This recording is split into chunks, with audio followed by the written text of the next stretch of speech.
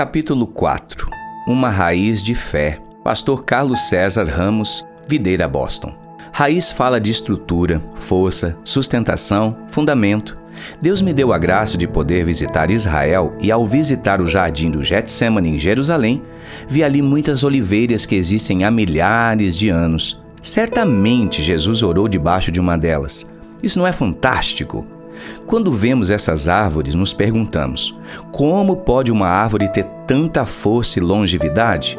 Como pode permanecer firme e saudável apesar do tempo e das circunstâncias difíceis? Como podem estar firmes e produzir, mesmo passando por tempos de seca, inundações, tempestades e vendavais? São inúmeras coisas que podem acontecer nesse longo período para derrubá-las, mas elas permanecem e são motivos de admiração e louvor. Qual é o fator que a sustenta? Certamente raízes fortes e profundas que se alimentam dos nutrientes e da água nos lençóis freáticos. Todavia, vemos árvores ou arbustos que são tão frágeis que na primeira ventania são arrancados. Obviamente, não queremos falar sobre árvores, mas o que elas simbolizam.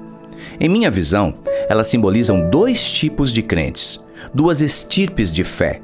Ambas são árvores, ambos creem, mas qual raiz prevalece?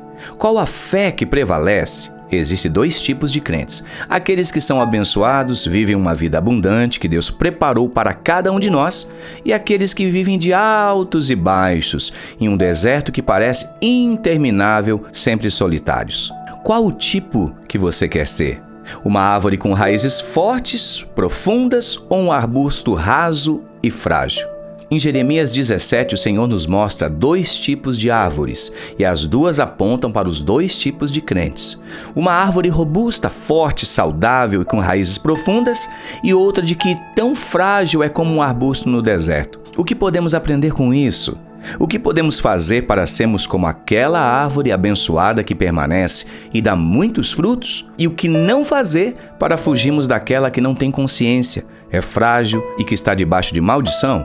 Assim diz o Senhor: maldito o homem que confia no homem, faz a carne mortal o seu braço e aparta o seu coração do Senhor.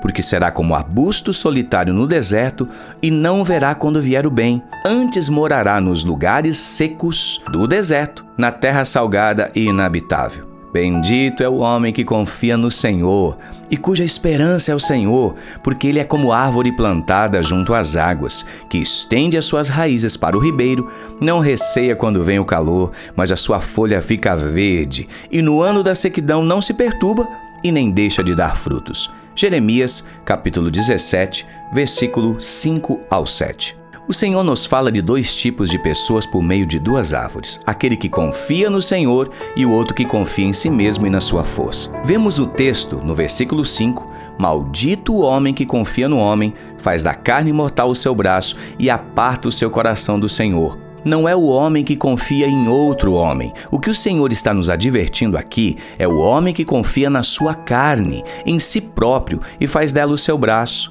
a sua força, a sua sustentação. Confiar em si mesmo é loucura. O homem que confia em si, ele é autossuficiente e ele acha que pode fazer a obra de Deus na sua força e ele não depende do Senhor. Quando falamos da obra de Deus, e todos nós estamos envolvidos de alguma maneira na sua obra, na sua lavoura, esse homem que o Senhor nos adverte é alguém que deixou de olhar para o Senhor e agora confia na sua própria força, depende do seu próprio conhecimento, intelectualidade, erudição. Essas coisas não são erradas em si mesmas, mas confiar nelas é que é o problema. O perigo de acostumar-se com as coisas de Deus. Com o passar do tempo, nós podemos cair no engano da autossuficiência, de acharmos que já sabemos tudo, que já sabemos como se faz. E aquele que não tem mais o coração simples e que ouve a voz do Senhor. O líder de célula, por exemplo, com o passar do tempo pode achar que tudo acontece automaticamente e nem se preocupa em ouvir do Senhor, depender, orar, porque já sabe como se faz. Esse perigo está em qualquer área da nossa vida da igreja. Quando o dirigente do louvor ou o pastor faz tudo no automático e não depende mais do Senhor, isso é ser autossuficiente, é confiar na sua carne, no seu braço e confiar na sua força. Maldito o homem. Qual a maldição?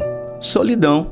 é ser esse arbusto solitário no deserto. A palavra de Deus nos diz que somos família de Deus. E no Salmo 68, 6 diz que Ele faz que o solitário viva em família e os membros da família busquem ocasião para estarem juntos, mas o arbusto está sozinho. Não consegue aprender com família bendita do Senhor. É aquele que acha que não precisa de ninguém. É aquele que tem a síndrome de Adão, que só aprende com Deus. Os irmãos não têm nada para ensinar, afinal ele já sabe de tudo. Por isso, se torna alguém intolerante, acaba sendo aquele que vê defeito em tudo e em todos. A justiça própria. O que nos fala o deserto, então? Fala-nos de sequidão, de mesmice. No deserto não há festa, não há celebração, não há água, não há fartura, somente sol causticante e poeira. Isso fala de vivemos uma vida cristã sem desfrute. O Senhor tem para nós uma vida abundante, mas aquele que tira os olhos do Senhor e passa a olhar para si mesmo, começa a viver pela justiça própria e não pela justiça de Cristo. A nossa vida espiritual fica comprometida porque ele permanece confiado na justiça própria. Seu coração se aparta do Senhor, ou ele está sempre desqualificado e por isso debaixo de acusação e condenação, porque não consegue cumprir a vontade de Deus e não se envolve mais na obra de Deus, ou se torna alguém soberbo achando que consegue cumprir os mandamentos e por isso se vê melhor do que os outros. Alguém que vive pela justiça própria não consegue desfrutar da graça. Consequentemente, não pode viver uma vida abundante, que não pode entrar em Canaã, a terra de desfrute que mana leite e mel. Não verá o bem. O versículo 6, por que será que o arbusto solitário no deserto não verá quando vier o bem? Arbusto solitário é traduzido como nu, destituído, sem profundidade, ou seja, não verá quando vier correntes de águas vivas. Suas raízes não chegarão aos mananciais aonde há abundância. Em Jó, capítulo 20, versículo 17, mostra a consequência de viver assim. Não se deliciará com as vistas dos ribeiros e dos rios transbordantes de mel e de leite. Isso nos fala das promessas de Deus, o lugar onde mana leite e mel, da graça abundante, lugar de descanso, a terra prometida, vida abundante, sucesso em todas as áreas. Mas ele não poderá participar disso. A bênção de ter uma raiz de fé. Versículo 7.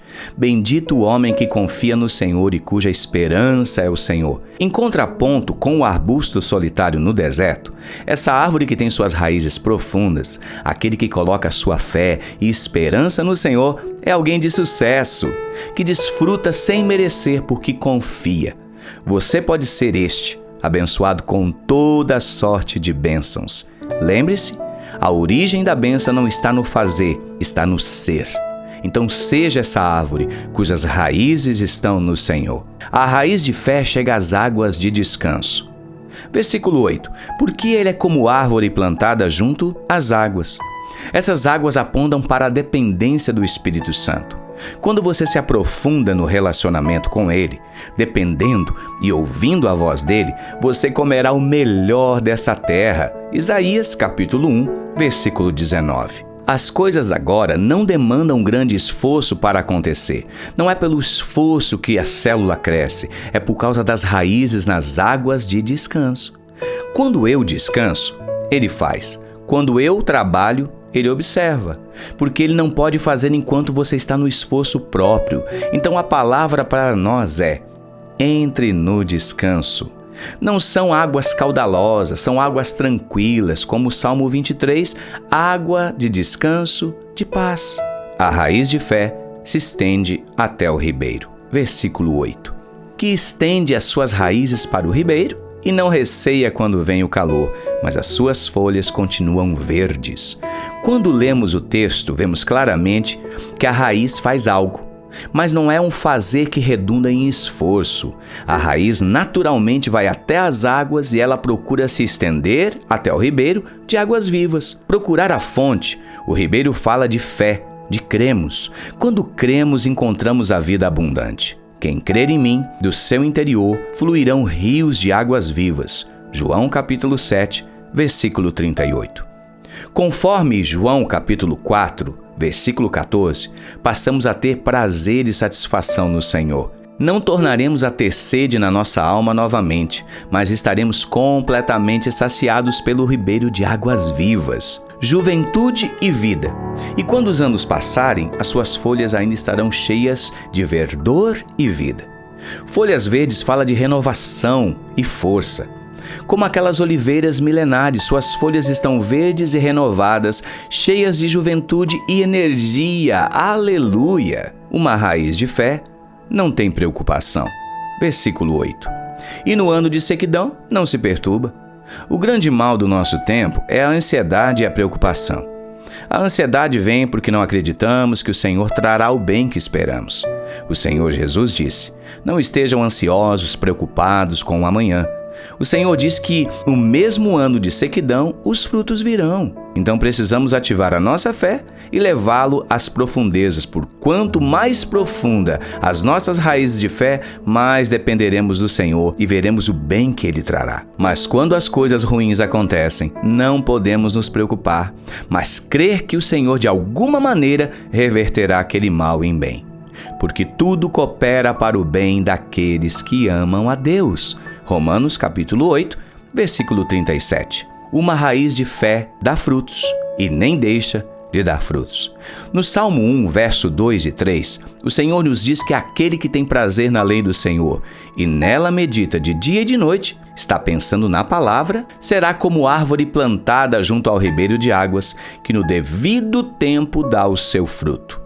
São textos escritos por escritores diferentes.